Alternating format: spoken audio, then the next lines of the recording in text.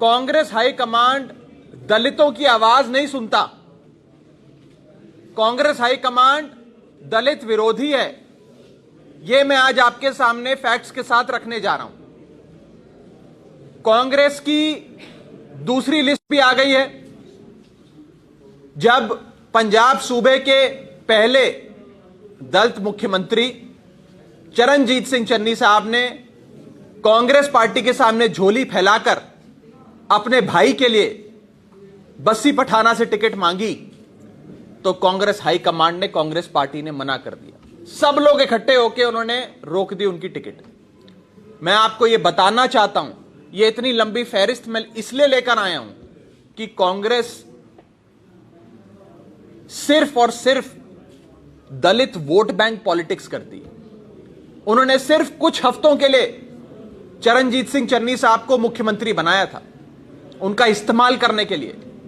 मैं बार बार कहता हूं, चन्नी साहब के साथ यूज एंड थ्रो पॉलिसी अपनाई है कांग्रेस पार्टी ने। यूज एंड थ्रो पॉलिसी, इस्तेमाल करो और फेंक दो वाली पॉलिसी। एक बार काम निकल गया तो तू कौन मैं खामखा, मैं जानता ही नहीं जी आपको।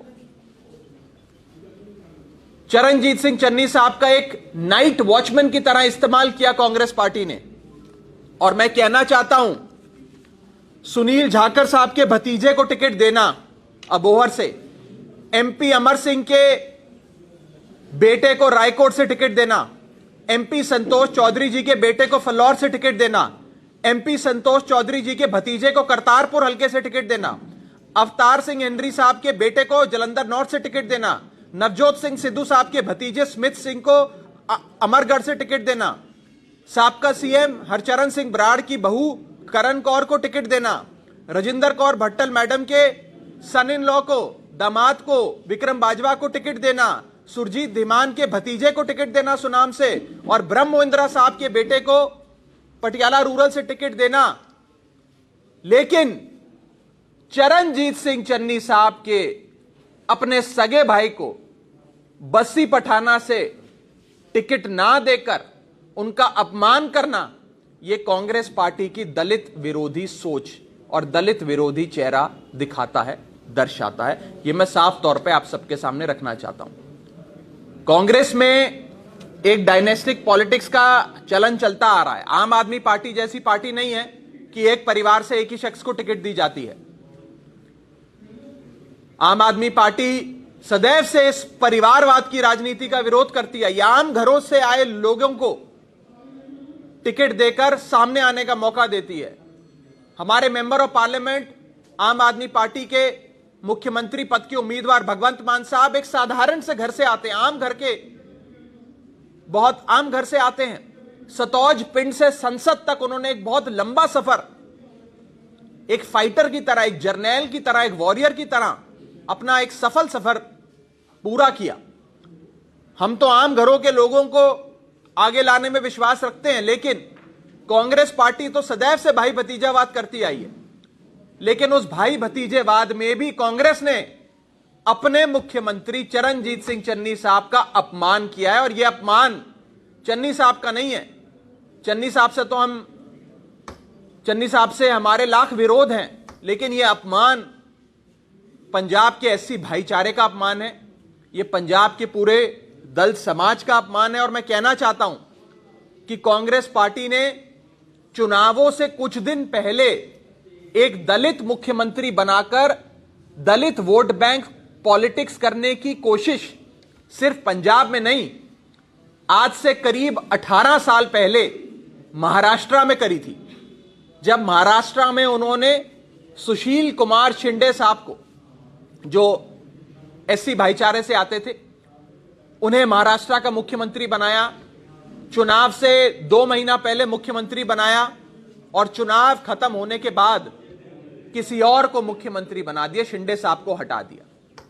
यह कांग्रेस की सच्चाई है, कांग्रेस ऐसा करती आई है।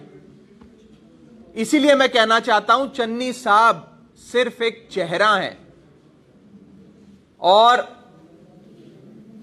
किसी और के सर पे दूल्हे का सेहरा कांग्रेस पार्टी बांधेगी, चन्नी साहब के सर पे नहीं बांधेगी।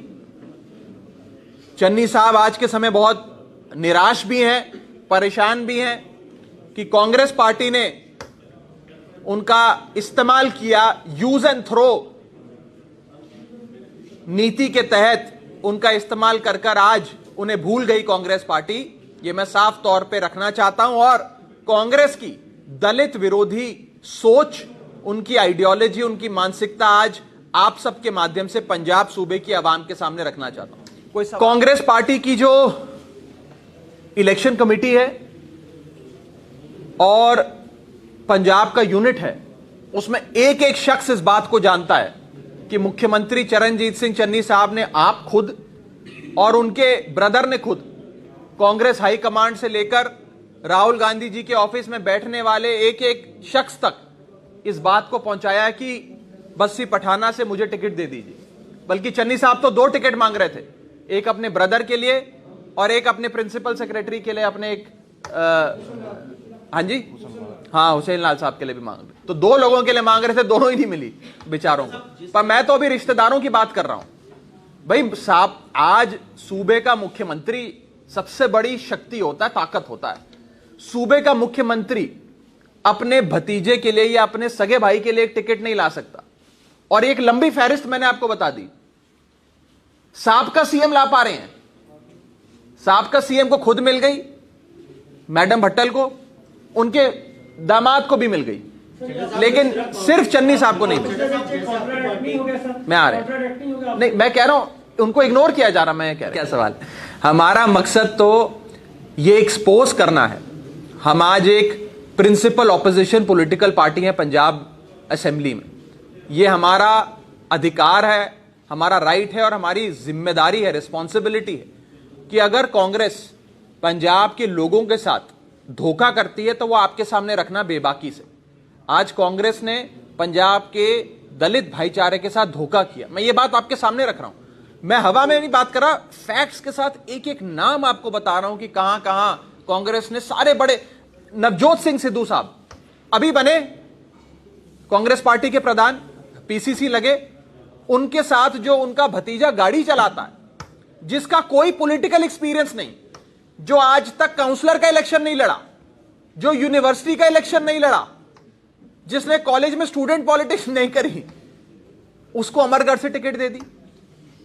लेकिन सीएम साहब के अपने सगे भाई चन्नी साहब के अपने भाई को बस्सी पठाने से टिकट नहीं दी। ये बड़ी बात नहीं है। मैं पूछना चाहता हूं, क्या क्राइटेरिया है कांग्रेस पार्टी का? किस क्राइटेरिया से टिकट दी जाती है? क्या ये दलित विरोधी मानसिकता नहीं है कांग्रेस पार्टी की? मैं सीधी बात कर रहा हूं, I am not mincing words today.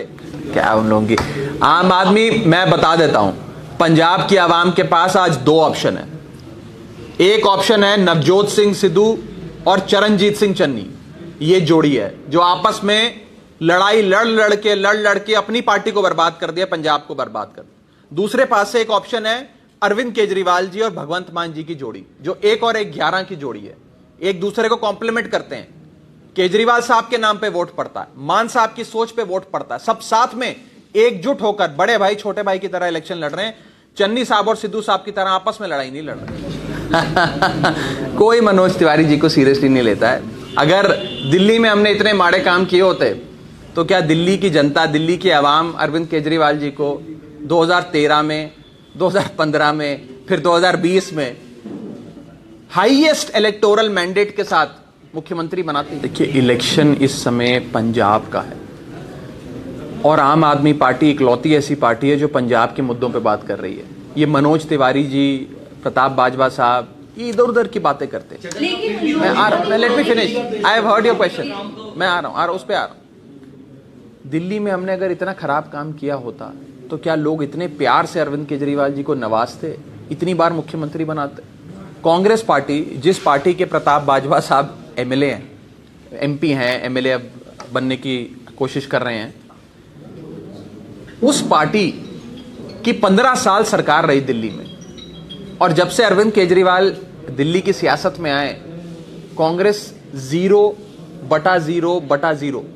2013 में सुपड़ा साफ, 2015 में कांग्रेस 0, लोकसभा में 0, 2019 में कांग्रेस लोकसभा में 0, 2020 में विधानसभा में 0। तो जिस पार्टी का अस्तित्व ही नहीं है दिल्ली में, जिसको लोगों ने इतना रिजेक्ट कर दिया, उसकी नेताओं की बात भी सुनना, मैं उस पर क्या जवाब देंगे? मुझे बताया गया है कि शायद राहुल गांधी जी पिछले 1 महीने से विदेश गए हुए थे, छुट्टी मना के आए हैं, फ्रेश होकर आए हैं एकदम, अपनी पूरी थकान, उनको बहुत थकान थी पिछले 6 महीने की, वो सारी मिटाकर विदेश दौरा कर आए हैं। अब 1-2 दिन के शायद दौरे पे आ रहे हैं, पंजाब आए हैं, उनकी पार्टी उनको बुला रही है, उसमें आम आदमी पार्टी का कुछ खास कहना नहीं है। हम बस इतना कहना चाहते हैं कि एक, अगर आप लोग, क्योंकि कल राहुल गांधी जी आ रहे हैं, उनसे शायद आप सबकी मुलाकात हो, तो ये जरूर 2 सवाल उनसे पूछिएगा। एक तो ये पूछिएगा उनसे कि क्या कांग्रेस दलित विरोधी है, जो सारे रिश्तेदारों को, बड़े बड़े नेताओं के टिकट दे दी, लेकिन चन्नी साहब को और उनके भाई को टिकट नहीं दी।